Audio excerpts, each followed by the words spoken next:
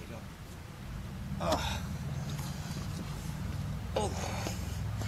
Okay. What, did you have anything in mind in particular you want to do today? Weren't we working side kicks or something? Oh, I know what I want to go over. The flip kick. After we do our little stick thing. Okay. I'd kind of like to work a little more just like kind of free form with the sticks.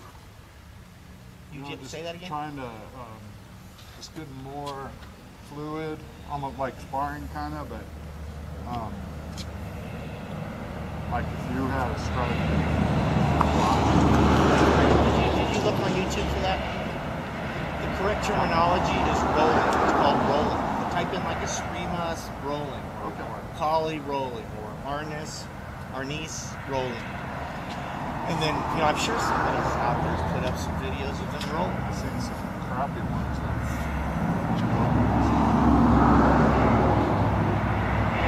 This is a tough.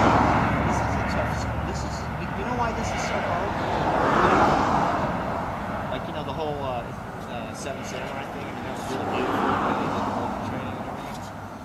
Are you kidding? Do you think anybody could get up and go to work on Monday morning after taking one of these across their ribs? No. Give me a break.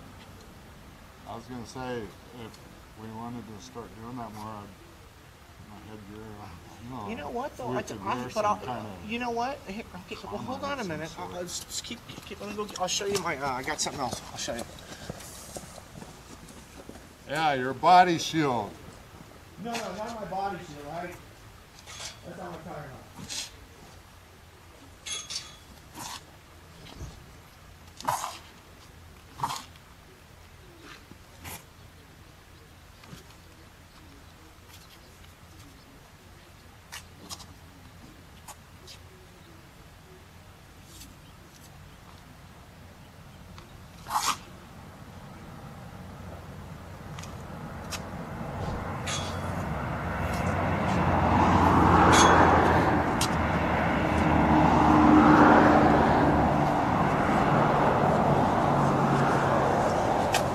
This is what you use.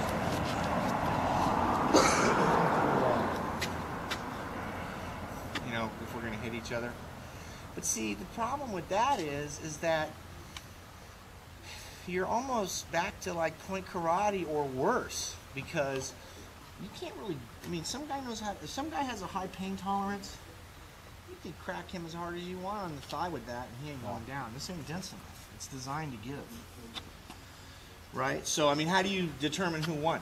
So then you got to go back to points, but it's a good way to train. I mean, we could train that way. As training, though, I would look at it as, I don't want to get cut. With that? With this?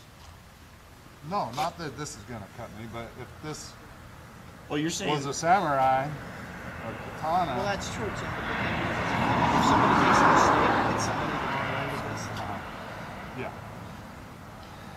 You aren't going to work Monday. That's a good training aid, you know, and but it's kind of like a lot of the other stuff, you know. The sport lost a lot, you know. I mean, when I look at kendo, right, which is what that is, I'm not like going, ooh, I want to do kendo. I'm going, it looks like fencing, almost. Because they're almost intentionally just hitting. Because I'll tell you, getting cracked over the head with this is a hell of a lot different than getting cracked over the head with that. I mean, you step in on somebody's head, and with this, they're going to the hospital. All right, let's just do some strikes. Just to warm up. What? Did you look at that video on there? Oh, yeah.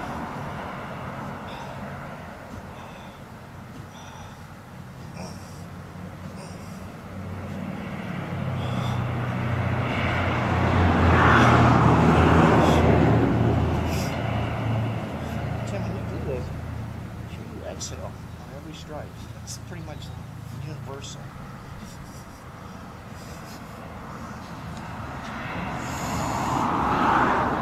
did the Tai Chi warm up video. Are you able to watch that video I put up? The one of me and you? Have you watched our private was lesson? it one that was private? No. You haven't been able to see it? Even I don't know. Okay, so from here, 1. Right. Okay. And back. 2. And back. Okay. 3. And back. 4. And back. And then, of course, 5. Or no, 2. We were going down low. These, right?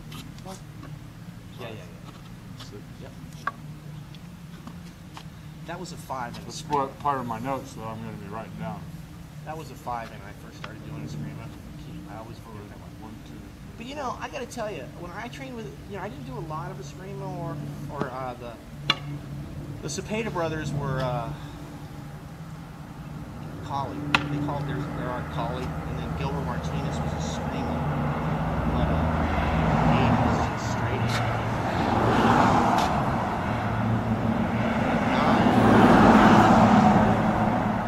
Up.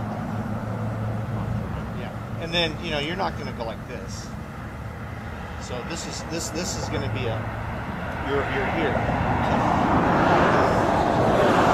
And then when you're doing figure eights, like we're just you can do figure eights with this too. The footwork's different.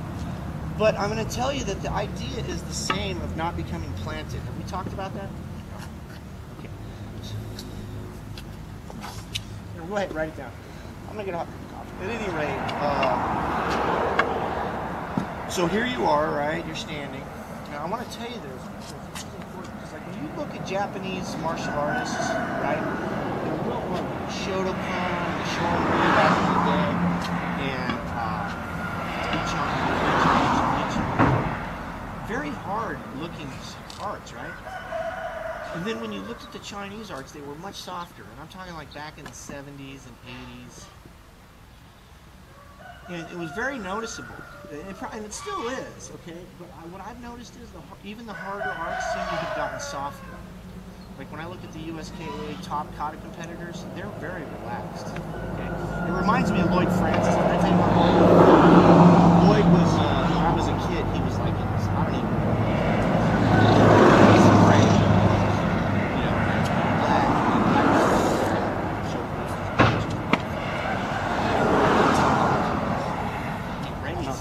Ray's 60. I mean, he can fast for sure. Lloyd was just so smooth, and yet he was from Tang Soo Do, which I was typically used to seeing at the lower levels as a hard style because everybody's out there going, ah! No, very relaxed. He became the essence of the movement. Lloyd Gray? His name was Lloyd Francis. So he was like watching the essence of the movement. He was totally relaxed. He was limp. He was loose. He was very loose, very flexible. And I mean, he was completely relaxed until that moment of impact when it was just right. Well, it's the same thing with it's the same thing with sticks. And like I took Kenpo, and that was more of a soft style. It was considered. So they used to break it down into hard and soft. Now I think it's just well, USK throws everybody in one division, which is the way it ought to be, in my opinion. But they don't do hard and soft. So, the thing is it's the cake, it's how you want to bake it. How do you want to get it? And I read this book, right? My brother gave it to me when I was a kid. It was called Secrets of Shaolin Temple Boxing. It was the first edition. Of course, I moved. It disappeared, but I went to go buy it because it was just this really simple little book with these drawings in it. I used to read it. Some of the stuff, I'm like, oh yeah, that's sure. But actually now, I really look at that and I just think, wow, how wonderful that book was. Secrets of Shaolin Temple Boxing. So I went on eBay, and my version was worth $1,400. And I'm sure my brother. Did you find some other copies on No, yeah, there's other copies, but they weren't cheap. They were look around, Secrets of Shaolin Temple Boxing. But the thing it talks about is the hard and the soft. It's like, can you going back to the rooting, right? Which I learned in Escrimia as an idea, right? The idea that if it's not like if we're hand to hand and you can manhandle me, right? And move me, right? If I've got it, you can't be there. You just cannot be there. I mean, like, if I'm coming across with a blade, you know, to cut you, you can't go, ah! You can't do that. You're gonna get cut. You're gonna bleed to death. You can't, you can't take the fast curve. You know, you can't say, oh, I'm gonna eat that knife and then count it out. So you have to not be rooted, okay? And that's really what the soft bow is. You know, how the soft bow was utilized when I was doing that, okay? And of course, we talked about the beginning. This is the beginner's Kenpo position, right? Or excuse me, the Escrimia fighter. This hand's here. Well, when you throw the one, you pivot into what we talked about with the soft bow. Remember I talked about that? No. As opposed to a hard bow. Right, as opposed to a hard bow. And then, by the way, the weight distribution is still the same. You're not standing on the heels, you're standing on the front half of your foot. But although to the naked eye or the lay person, it looks like you're standing on your foot. But the back foot is definitely up off. And that's, by the way, that's also the fighting stance for like point karate. If, you know, some people stand that way, some people don't. But boxing, some boxers stand like that. You know? Okay. It's a very common stance across the board. But the whole point is you don't want to be rooted, so you're here. Okay, one, pivot, right? This is your ready person position. And we're calling this recoil management. Okay, two, right? Three, turn it over. This is a blade, so you're gonna get the cutting edge. Tip down. 4.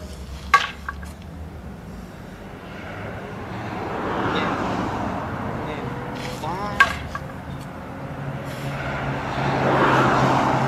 This looks like a total. I can't get that. Okay. When you do the 7, and when we're doing a blank form, this is a 7, this is an 8, and then. But notice when I do this from an Escrimia perspective, for me it's like the beginning of upward figure 8. Right? So I'm gonna go from here. I'm gonna go. If I'm gonna cut down, I'm gonna come slashing, and then the upward figure 8, slash, and then back to. Whatever you want to call it. So the point is, so you begin pivoting, right? So we're going to begin. 1, 2, 3, 4, 5, 6, 7, 8, 9, 10. Right now, for when we begin to roll, you're gonna begin to. You know, we can't start out with complex moves roll. So what we're going to do is we're going to incorporate basic footwork into that, with the idea of not getting rooted. That's your primary function right now, and being able to execute those basic strikes while moving and not being planted. This is planted. See that? I'm planted right now. That means if you got a knife or something here, I'm tense. I can't really feel it until it's too late. You want to be relaxed so you can feel the other person, and so you can move agilely. You do not want to be planted on the So keep that in mind when you're doing this. So we'll keep it simple. Let's move in a clockwise circle this way. Okay.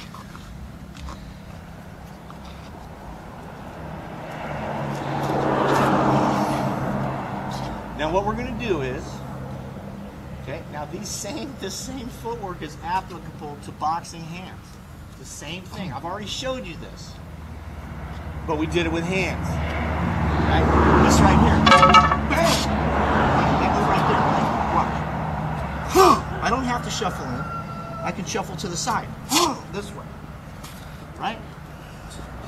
So, but I'm going to plant when I do that. But with this, you don't want to, you're not dropping your weight. It's not a marriage of weight and gravity. You're slicing and dicing. This is a knife. So you're going to take 6 to 8 inch shuffle. 1. Right? Shuffle. 2. Shuffle. 3. 4. 5. 6. 7. 8.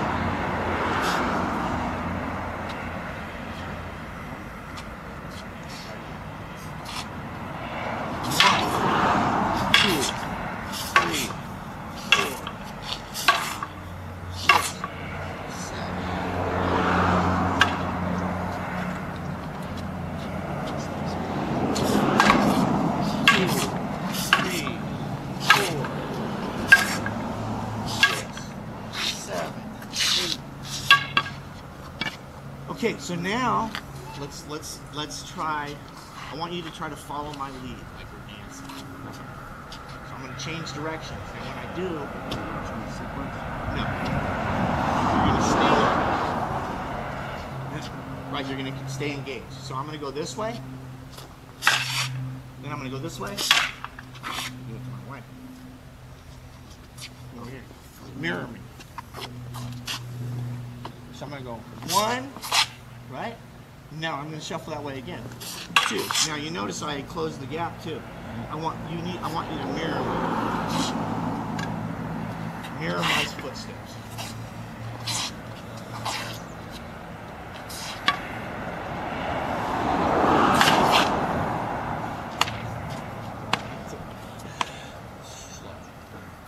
Mirror. 1. Soft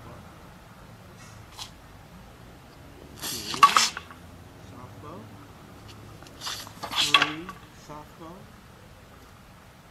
4, soft bow.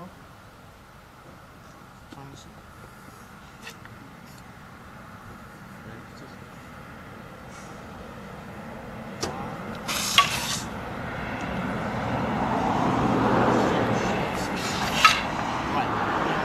When you take that step, it's important to pivot. Come up this way like that. It's the same thing as the. You know, I saw a guy teaching Kyokushin, right? And so we're sitting here, and he's trying to tell me this is a Kyokushin development. Slide up to the line, fire. Right? So he's throwing his right like this. He's going like this. Watch my rear foot. That's nothing new. I've been doing that since I was in 5th grade. Right? Watch.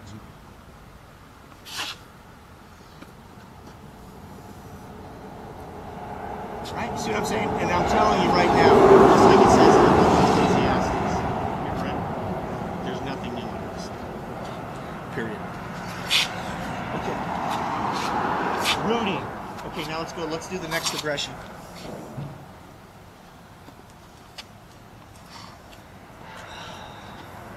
So now you're going to go opposite. So you are going to go that way. You're going to actually, yeah, you're going to go any way you want. So let's kind of try to mix it up. We'll do it real slow. 1, 2, 3, 4, good. 5, 6. Okay, now I'm going to step in. Since I'm feeding you, I'm the feeder right now. I'm feeding you. So I'm going to step in. Just freeze, don't move. You can go like this. I'm going to step in. Right? So you're going to check it. It's a, you know, this is the move, the roof block with the boken, right? Well, if you're doing Escrimia, then you know this was an Escrimia stick. When the 7 came in with the 7, you could just go wham, or you can check it just like you would, which is what I would say. Check. See how I feel that now? I know where you're at.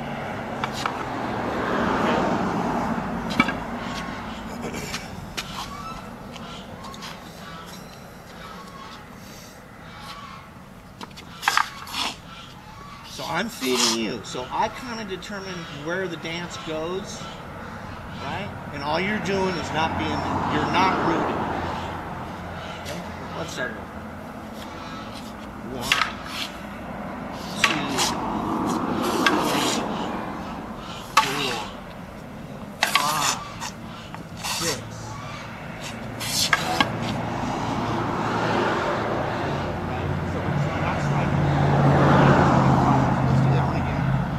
Don't just come back to the chamber position. Okay, so after I come in with the 5, the 7, do what you're going to do, step. Okay, now I'm coming in with the 8. So now, where are you going to go? And then we just start over again. You know, it might be a little pause. Reposition.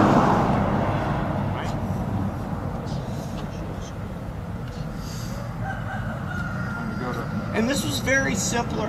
Well, when I first was exposed to this, was the Rudy and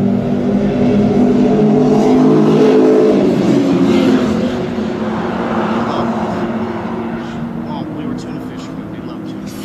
Just bring them in big pieces of tuna. Every time my brother did. My brother did. And I was a little kid, right? So every time they see me, they would treat me like anyway, but I went back to them after I graduated from the Control Academy because I wanted to brush up on my stitch, right?